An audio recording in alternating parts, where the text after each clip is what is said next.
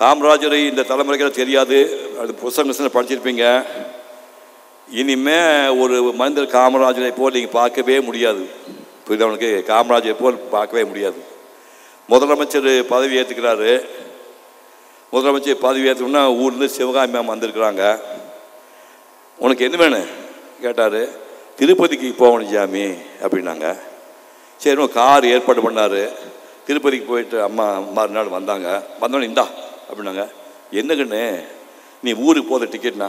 அட சாமி, உனக்கு கல்யாணம் ஆகலை, நீ தனியாக இருக்கிற, உனக்கு கூட மறந்து சமைச்சு போட்டு எங்கேயே இருக்கலாம்னு நினச்சேன். நீ இங்கே இருப்ப, உங்கள் சொந்த மந்தம் வந்து குடச்சல் கொடுப்பாங்க, நான் தொழில் பண்ண நீ கிளம்பு அப்படின்னு டிக்கெட்டை கொடுத்து அம்மா துரத்தி விட்டார். ஊருக்கு போனார். ஊர் வந்து நாகம்மைன்னு காமராஜ் ஒரு சகோதரி இருந்தாங்க, நாகம்மை.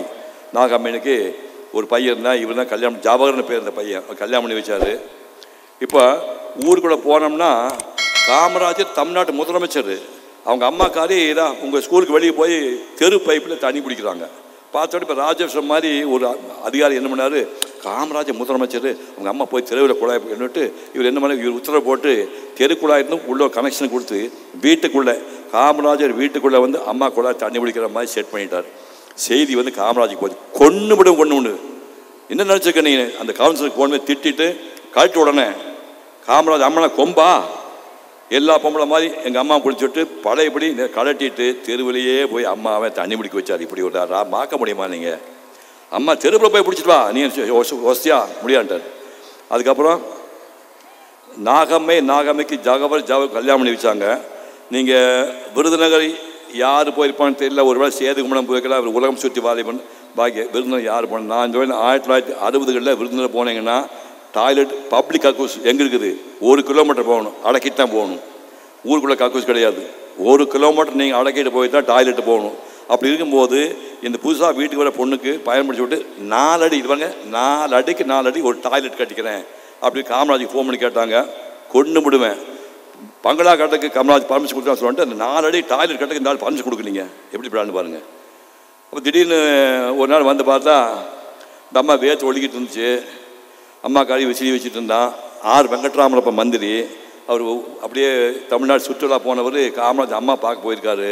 வயசான கிழவி வேத்து ஒழுகிட்டு இருக்குது, உட்காந்துட்டு அப்படியே தொடச்சிட்டு இருந்துச்சு. நேராக போனார். பாவண்டா டே முதலமைச்சர் தாய் எப்படிக்கா பாடுறான்னு சொல்லி உடனே பிஏ அனுப்பி டக்கு டேபிள் ஃபேன் ஒன்று, அந்த காலத்து 250 ரூபா இருக்கும், ஒரு டேபிள் ஃபேனை வாங்கிட்டு வந்து வீட்டில் வந்து சிங்கிள் ஃபேஸ் லைட் இருந்தது, அந்த பின்னில் குத்தி சுவிட்சை போட்டால் காற்று அடிச்சுது. பக்கவாய் கிளவி நல்லா இருக்குதுப்பா, சுகமாக இருக்குதுப்பாண்ணா, இனிமேல் நீங்கள் பணப்பட்ட விஷயத்தில் வச்சுக்காதீங்க, இனிமேல் யூஸ் பண்ணிக்கிட்டு போயிட்டார். 1 மாதம் கழித்து காமராஜர் அப்படியே தென்னாடு டூர் போனவர் வீட்டுக்கு வந்திருக்காரு. வீட்டை பார்த்தா ஏதோ அந்நியமாக தெரியுது. இந்த வீட்டுக்கு சம்மந்தம் இல்லாத என்னமோ இருக்கிற. ஏது இந்த ஃபேனு? அப்பா நான் வாங்கலப்பா, வெங்கட்ராமுக்கு என்ன உண்மையில அவள் அக்கறை?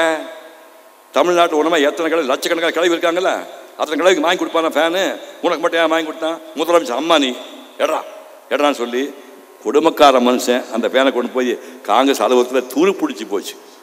இப்படியெல்லாம் ஒரு தலைவனை பார்க்க முடியுமா?